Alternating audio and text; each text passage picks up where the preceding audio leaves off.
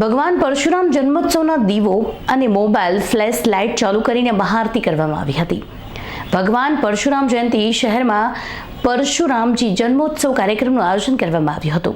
આ કાર્યક્રમમાં અયોધ્યા રામ જન્મભૂમિ ટ્રસ્ટના અગ્રણી અને કાશી સિદ્ધપીઠ હરિદ્વારના સંત વિજયાનંદપુરીજી મહારાજ અને શહેરના સમસ્ત બ્રાહ્મણ સમાજ ઉપસ્થિત રહ્યા હતા।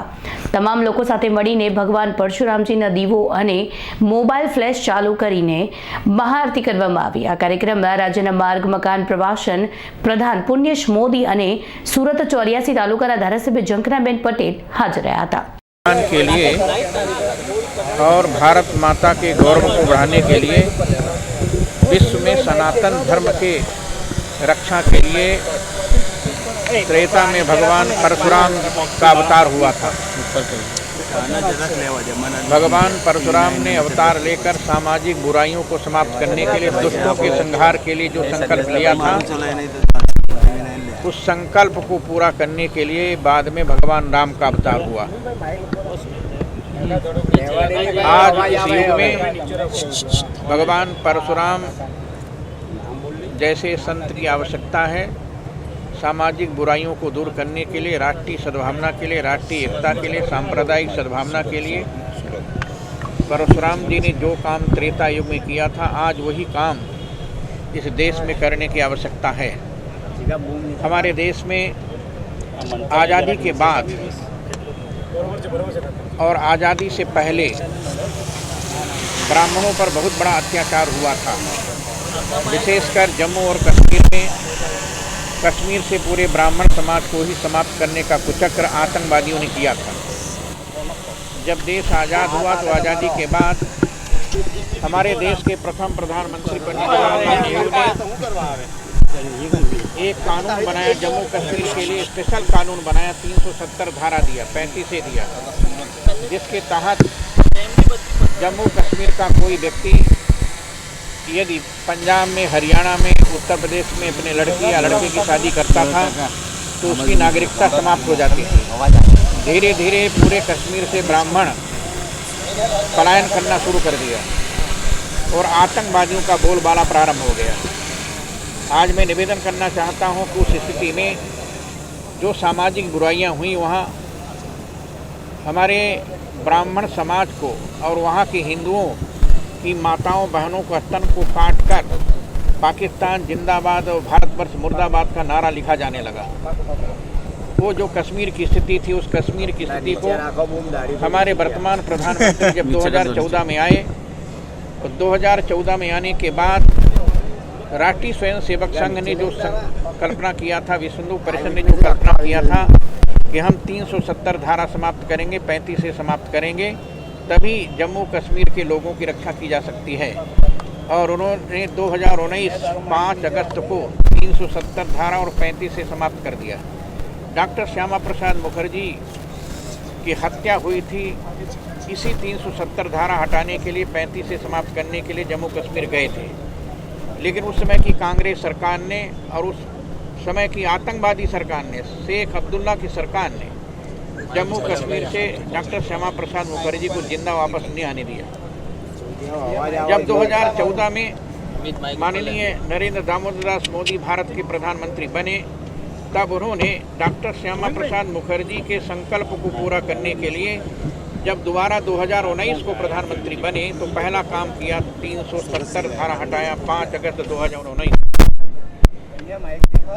इस धारा के समाप्त होने के बाद वहाँ जो ब्राह्मणों का पलायन हुआ था, जो हिंदुओं का पलायन कश्मीर से हुआ था, वो हिंदू वापस कश्मीर जाने लगे, जम्मू जाने लगे। और आज स्थिति ये है कि मैं अभी जम्मू से होकर आया हूँ। मैं 28, 29, 30 मार्च को जम्मू में था। मुझे ऐसा लगता है कि जम्मू अब जैसा राम राज्य जम्मू में कभी रहा नहीं हुआ। मैं वहाँ सब जगह घूमा गया और देखा जो परिस्थिति वहाँ की थी, उसको देखकर ऐसा लगा कि वस्तुतः जम्मू कश्मीर में भी नरेंद्र दामोदर दास मोदी जी ने राम राज्य की घोषणा कर दिया है।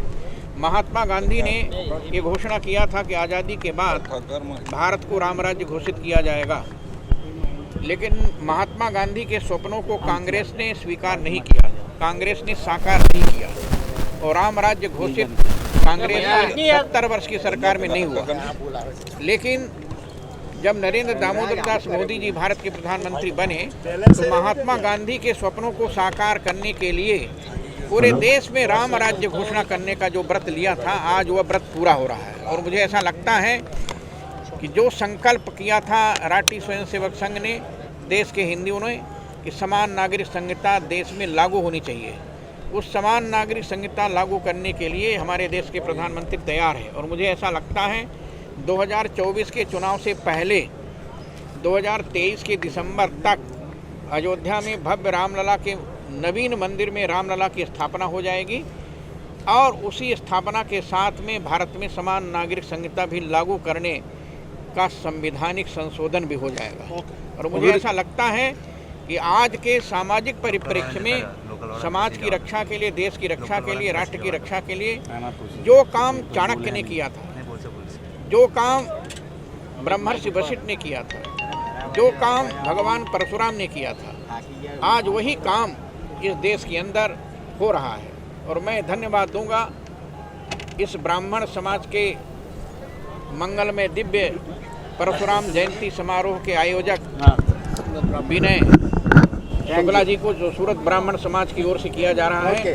सूरत ब्राह्मण समाज में सामाजिक समरसता के लिए सबको साथ लेकर, सबका साथ, सबका विकास, सबका विश्वास का जो नारा नरेंद्र दामोदर दास मोदी जी ने दिया था, उन्हीं विचारधाराओं को लेकर के विनय शुक्ला जी ने ये प्रारंभ किया है ब्राह्मण समाज की ओर से परशुराम जयंती मनाने का। हमें चाहते हैं कि न केवल सूरत, संपूर्ण भारत में, न केवल भारत बल्कि संपूर्ण विश्व में इस प्रकार की सद्भावना के साथ सबको गले में लगाकर चलने का काम हम सब लोगों को करना चाहिए।